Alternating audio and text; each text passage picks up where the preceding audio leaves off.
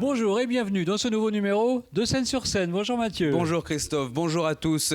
Alors aujourd'hui, de l'histoire du théâtre, une rencontre au sommet des pistes et un passage à la Philharmonie, c'est ce qui vous attend dans ce numéro. Eh oui, mais d'abord, un peu d'humour. Toute une génération vient de trouver son fer de lance et il n'y va pas de main morte. Les 20 trentenaires ont désormais leur porte-voix dans l'humour, c'est Karim Duval. Il décrypte comme personne la vie de cette génération Y surnommée aujourd'hui les millennials, dans un one-man show mêlant à la fois stand-up et personnage plus que gratiné. Un humoriste attachant qui ferait passer ses vannes les plus cyniques pour une douce caresse qui nous effleure et qui vraiment à chaque fois fait mouche. La génération Y, c'est l'ensemble des personnes nées entre 1980 et 2000. C'est-à-dire qu'avant, de 60 à 79, c'est les X, et au-delà de 2000, c'est les Z, les enfants, les adolescents d'aujourd'hui, ceux qui portent des prénoms innovants et disruptifs, comme Zoélia, Lil Wayne, Spiruline, Kevin, non. Kevin, c'est Y. Un Z qui s'appelle Kevin, c'est le Robert de sa génération. On est impatient face à tout, surtout nous, la génération Y. On dit qu'on est impatient, et c'est vrai qu'on est impatient, je reconnais. C'est normal, on a grandi avec Internet pour la plupart, donc avec cette culture de l'immédiateté. Le fameux je clique sur le lien, la page s'affiche tout de suite. D'ailleurs, tu veux torturer un Y, c'est très facile. Tu le mets devant un ordinateur, avec une très mauvaise connexion Internet, et tu lui dis réserve un billet de train, il devient fou, il tape sur le clavier, sur l'écran, ça devient un homo erectus ascendant babouin le mec, vraiment. Alors que les baby boomers, pas de problème. Les baby boomers avec une mauvaise connexion Internet, ça leur laisse le temps de chercher les touches sur le clavier. Ah là là, Karim Duval, il mérite sa place, il mérite son âge et nous fait le temps de son spectacle oublier un peu le nôtre pour se moquer de celui de notre voisin. Oui, un spectacle qui fait du bien et nous rend drôlement nostalgiques. Il y a des souvenirs de notre jeunesse que l'on aimerait bien oublier, et bien lui, il nous les rappelle. Il sera à Paris au Théâtre Libre les 18 octobre, les 15 novembre, 12 et 27 décembre. Pour les B, c'était vraiment un chemin tout tracé. Certains ont fait carrière dans la même entreprise, 40 ans dans la même boîte. Aujourd'hui, t'as des gamins qui sortent d'école de commerce, ils sont là, attends, ça fait 3 semaines que je suis en CDI, je suis à 2 doigts de faire un burn-out. Alors forcément, les parents de BOX, ils comprennent pas, ils sont là, mais c'est quoi cette génération? Déjà ton frère ingénieur s'est reconverti dans le tricot. On en reparle 2 secondes, des reconversions professionnelles, ça c'est un grand phénomène au sein de notre génération. Vous savez, c'est 25, trentenaires qui font de super études, qui décrochent un super job de cadre, bien payé, et qui plaquent tout pour faire un boulot manuel, artisanal, ça vous parle?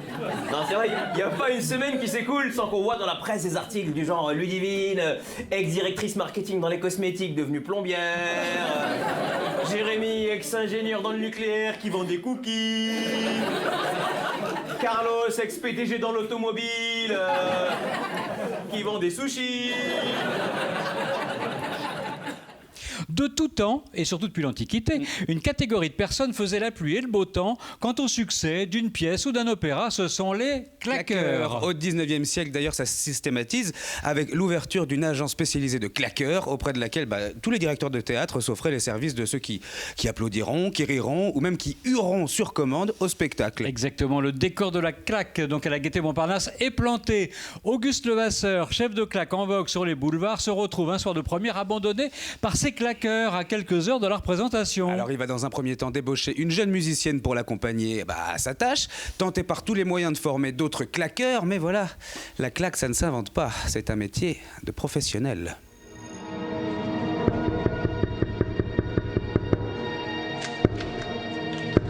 Que le spectacle commence!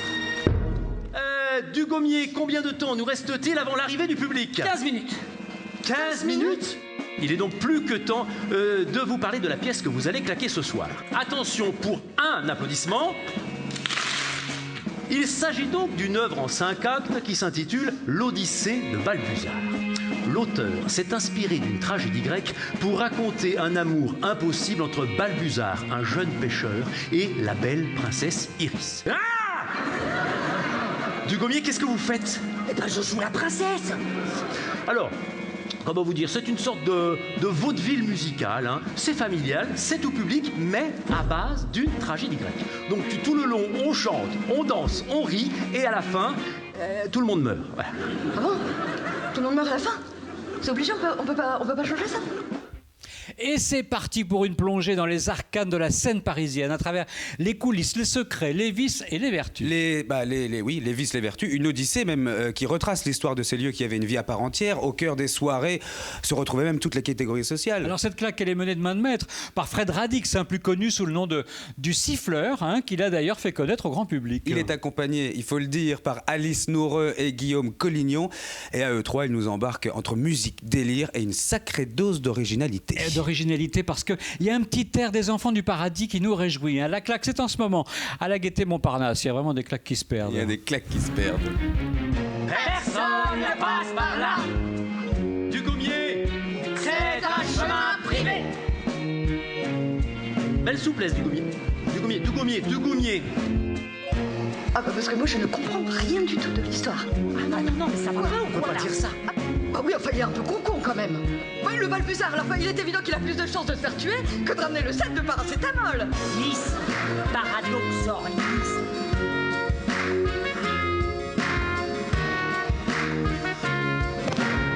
Si je veux vivre cet amour, il faudra bien que je vous tue. Si tu le tues, je meurs. Si tu l'épouses de ce foutu. Si je veux vivre cet amour, il faudra bien que je vous tue. Si tu le tues, je meurs. Si tu l'épouses de ce que tu.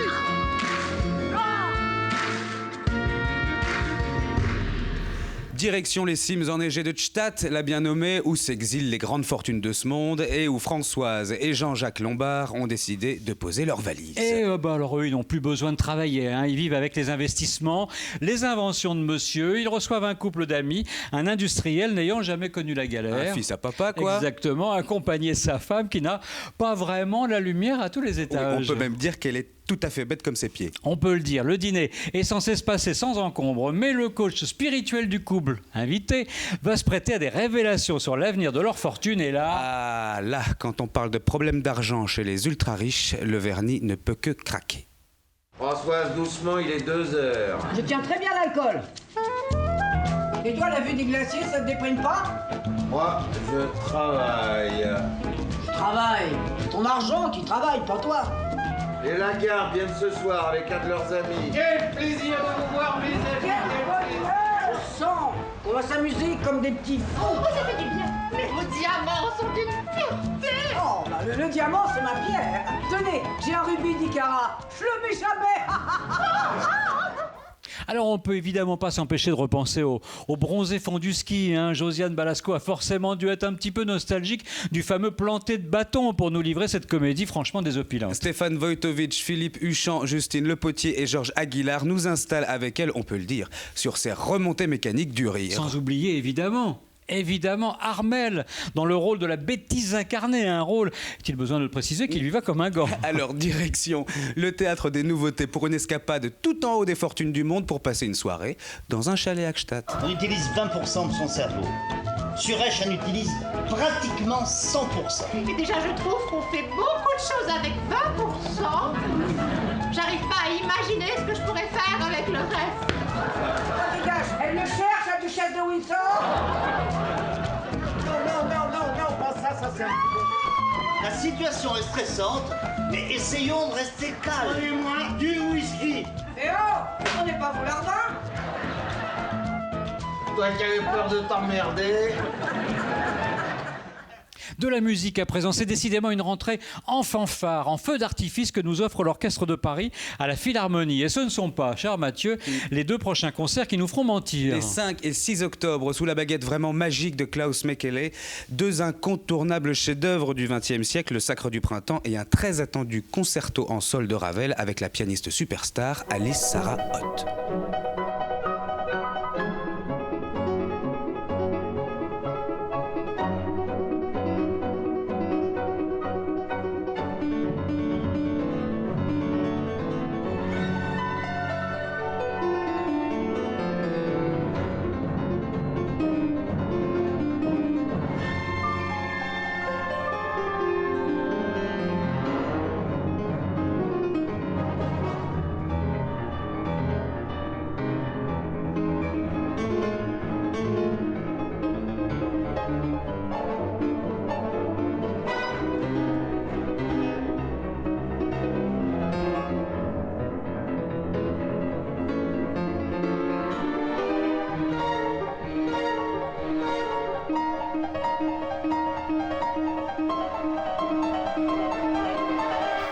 Alice Sarraute avec son timbre puissant, sa vitalité impérieuse. Mais aussi la netteté des accents dont elle a déjà fait preuve la saison dernière dans Ravel, justement, à la Philharmonie. Ah oui, la toute jeune trentenaire et pianiste virtuose germano-nippone, elle est née à Munich, va achever de nous convaincre qu'elle est bien l'une des plus grandes interprètes actuelles du compositeur français, on peut le dire le plus joué dans le monde, grâce à un certain boléro, Maurice Ravel. L'ombre et la lumière au programme de ce double concert Ravel-Stravinsky, les 5 et 6 octobre, et avec l'inégalable Alice Sarraute. Et c'est où, évidemment ? Évidemment, à la Philharmonie de Paris.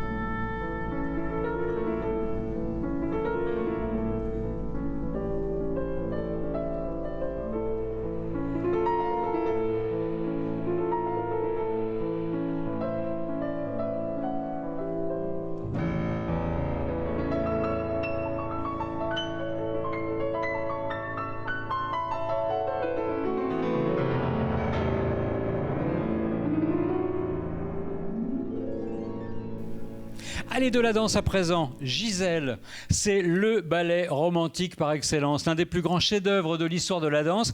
Et bien, c'est proposé en ce moment au Théâtre des Champs-Élysées. Et grâce notamment à un livret plein de poésie signé Théophile Gautier, une musique tour à tour entraînante ou extatique et des décors féeriques, exactement comme au 19e siècle. Ah, c'est une plongée nostalgique dans un monde révolu, le monde des Willis, ces spectres de jeunes filles défuntes et trompées qui poursuivent leurs fiancés pour les précipiter dans la mort.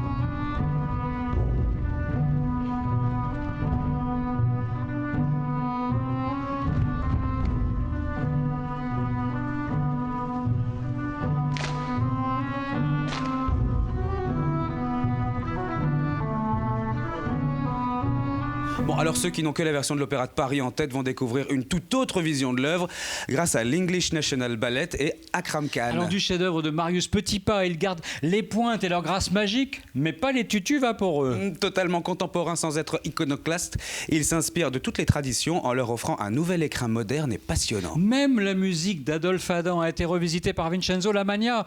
Grâce à l'English National Ballet, vous verrez Gisèle comme vous ne l'avez jamais vue. Et c'est pas long, c'est seulement du 12 au 15 octobre au Théâtre des Champs-Élysées.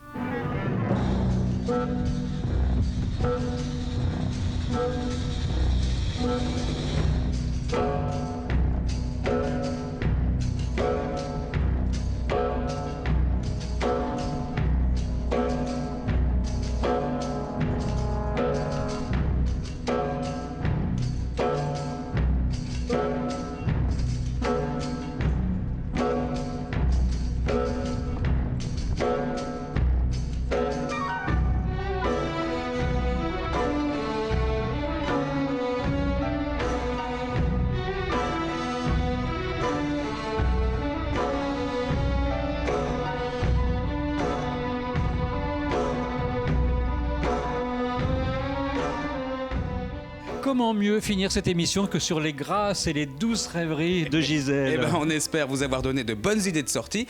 En attendant, on se retrouve au prochain numéro de Scène sur Scène. À bientôt. À bientôt.